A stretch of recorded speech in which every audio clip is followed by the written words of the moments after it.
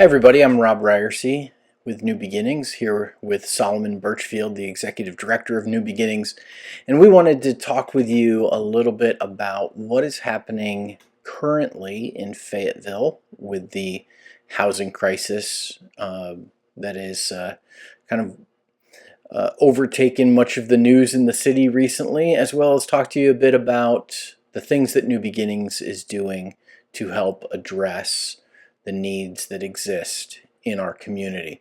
So Solomon, thanks first of all for spending this time chatting, and secondly, tell us a little bit about kind of where we're at right now in the city of Fayetteville. Yeah, well, these are my favorite kind of conversations, Rob. So, love having some dialogue about the crisis of affordable housing and homelessness. I think where we're at right now is we are past the deadline for the camp on 19th Street in Fayetteville. So, all of the people that previously had camped there have all relocated.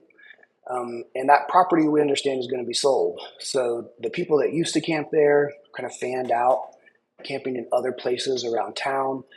Different service providers like New Beginnings and Salvation Army and Seven Hills and Genesis Church, City of Fayetteville, and a lot of community groups have been coming together trying to help people with this really disruptive moment when the place they've been camping can no longer camp, and they're kind of in the middle of that trauma, trying to get life a little bit stable and find a new place to be that's safe. And so that was caused, this disruption was caused because the University of Arkansas owned that property and is planning on selling it and had to be cleared out. How many people were displaced who were camping on the property? Our estimates are it's probably 40 to 50 people who were camping in one large encampment. It's interesting because that piece of land is pretty attractive. You know, if you and I didn't have homes of our own and we were depending every day to go to one place to get a meal and another place to take a shower or check our mail or see a friend, we would want to be close to the organizations that provide services. Well, it so happens this land is just smack in the middle of where Salvation Army, Seven Hills, and New Beginnings is located. Plus, there's not a lot of residential homes or apartments, so there's not people out there complaining. I saw a tent. I heard somebody getting into an argument. So this piece of ground has always had kind of an attractiveness for Mhm. people that don't have housing. Um, if you rewind 5 years ago, there was an even larger encampment. About 100 people were camping in or around the same location. So previously, when the university had cleared out those campers, one of the outcomes was that New Beginnings was able to purchase some of that land. And I know we'll talk more about that later, but try to bring it full circle and Mhm. redeem it so we can provide shelter and community with people that previously Yeah. camped there, but this time with support. So Um, where are those 40 to 50 people now? Where did they go? Yeah, there's some people that just found a little place to tuck in that's still close to where these services can be accessed. It's not legal. There's not a legal place to camp in our Mhm. city. So uh, a lot of times folks just find a place that they think no one will see them, that no one would bother them. They try to kind of enter from four different directions so there's not a trail that gets created showing people that there's a trail leading to where someone might be living. So some people have certainly done that and are still close. Others have really found a new part of the city to try to take up shelter in. So they may be on the north side of town, they may be on the west side of town, pretty much anywhere where there's coverage in terms of trees and bushes and all that. That's kind of an inviting spot, Mhm. especially if it's close to a transportation hub. So if I can get on a bus and take the bus to access services, or if I can get on the bike trail and ride the trail to access services. So some people are spread out throughout the Yeah. city and managing those transportation issues. And then there's a few who have actually gone outside of city limits. We've been in Mhm. touch with several folks that are actually on county property now. Okay. and even a bigger transportation barrier, but they know that, they're not going to be hassled about where they're staying. Yep. Now, there had been a proposal from the city, or before the city council, to create a temporary place for people to camp that would include some services.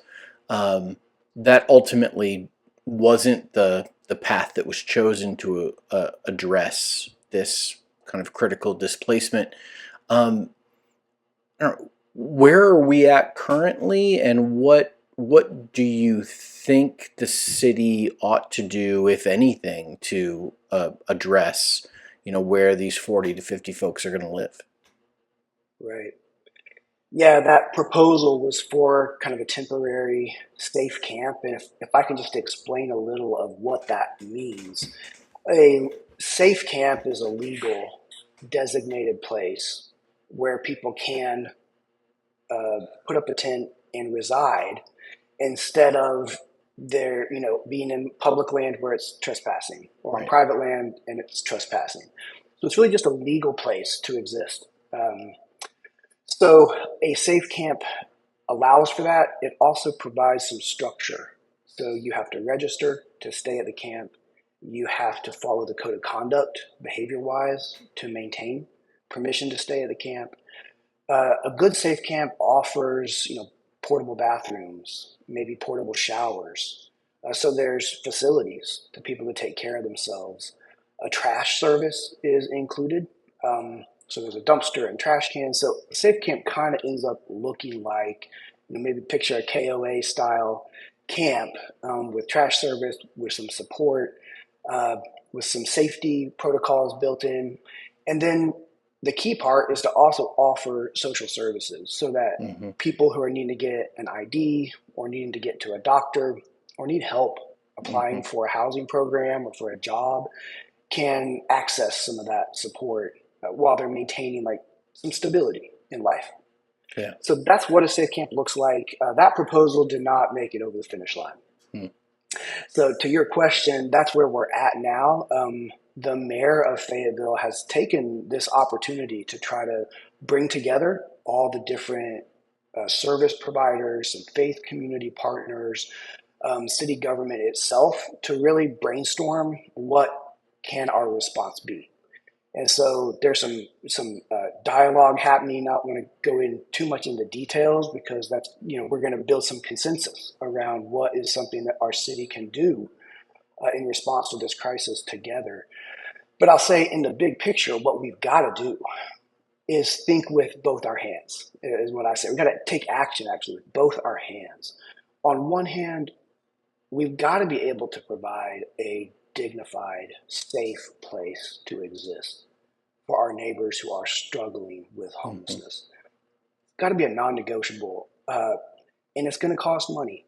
There's not a free, Yeah. effortless way to step in and support people in that circumstance with one hand. And then with the other hand, we really have to learn and take action around lasting solutions. Hmm. Because if we just stay focused on mitigating the suffering of people who are unhoused, or putting band-aids on bullet wounds, we'll just every single year Yeah. have to increase how many people we're providing Yeah. that emergency service to, Yeah. instead of, with that other hand, going to the root of the problem Yeah. and figuring out, Yeah. how do we solve this? Yeah. There are symptoms and there are diseases, and Mm. oftentimes you've got to treat the acute symptom that is rearing its head, but you can't just do that. You also have to treat the disease that's causing this thing to happen in the first place, right? Yeah, It that's needs to right. be a both and approach. That's right. And that's hard. And that's every Yeah. city in America, Yeah. because resources, people perceive resources as being limited. Hmm. And so we go, gosh, it's twice as much to work with both hands and fund solutions that support people in housing that's affordable.